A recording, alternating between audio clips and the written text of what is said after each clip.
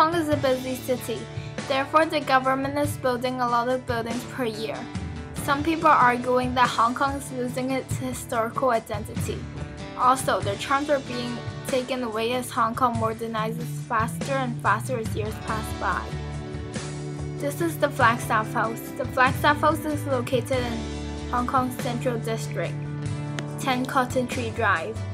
It is one of the oldest remaining types of architecture that represents Hong Kong's history, which is the colonization of Hong Kong by the British.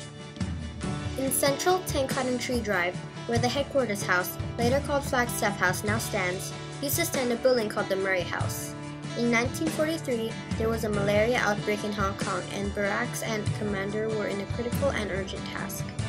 In that same year, the project was passed by the British and the Commander Royal Engineers. Major Edward Aldrich was sent to Hong Kong to check the construction work.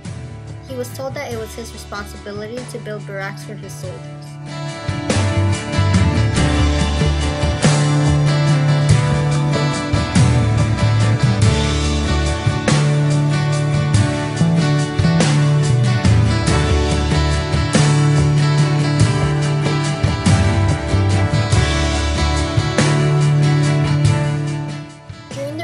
Of the colony, they were given a fixed funding, and the official quota was a Providence budget.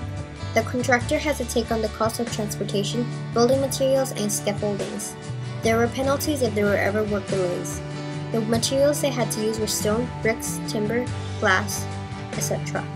The materials were available from Hong Kong Island, which were imported from Guangzhou.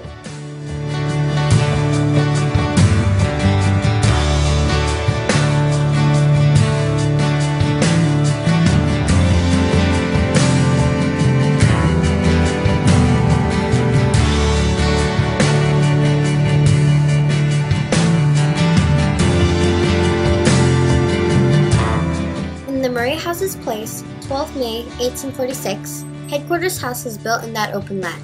Headquarters House was used as a military headquarters office for the British, residence for the commander of the British forces until 1984, and for people to move into.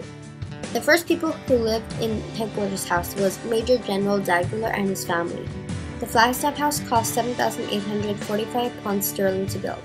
During those times, Major General Daguerre complained to the police officers about the disturbing noises their neighbor, which is Welsh's home. They were fined $20. After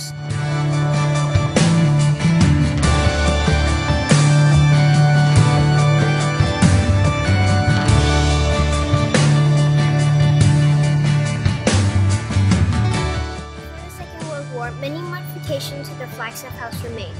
What remained from the past were the concrete verandas.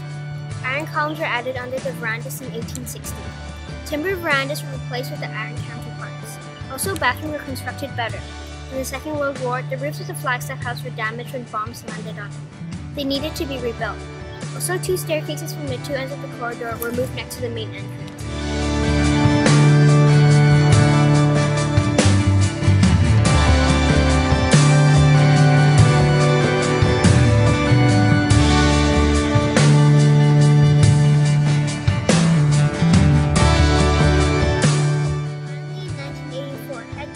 House had been transformed into what we know today as the Flagstaff House, Museum of Teaware, which is also a branch of Hong Kong Museum of Art.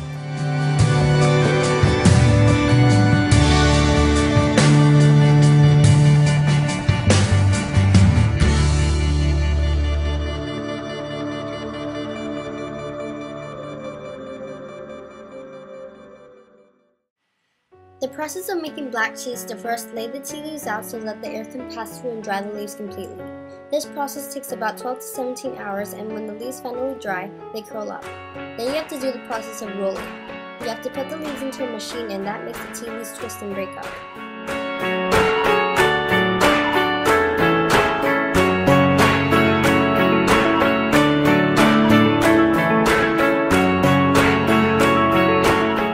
Yes, it has a lot of history, Hong Kong history. In my own opinion, I really don't know if Hong Kong people really care. Hopefully not, but I'm not sure because nowadays the government is trying to sell every piece of land. I think it's better, but the thing is they need to save some landmarks. Beside the Flagstaff House, there's selling clothes, shoes, teapot, tea leaves, etc. Inside the Flagstaff House, there are many wedding photographs and different types of teaware. One type of teaware that you'll find in the Flagstaff House is some samples of the Yixing teapot. The Yixing teapot is from the Jiangsu province of China and is the world's oldest extant teapot. A new section has been recently added to the Museum of Teaware, a collection of ceramic and different types of Chinese seals, also known as the KS Lo Gallery. The Flagstaff House represents a huge part in Hong Kong's history and some of the older generation's lives. This is why we see DNIS students want to help take action and let the community and government know that we should preserve these historical landmarks. Because without these historical landmarks, Hong Kong will lose some of its most famous and historical attractions and landmarks.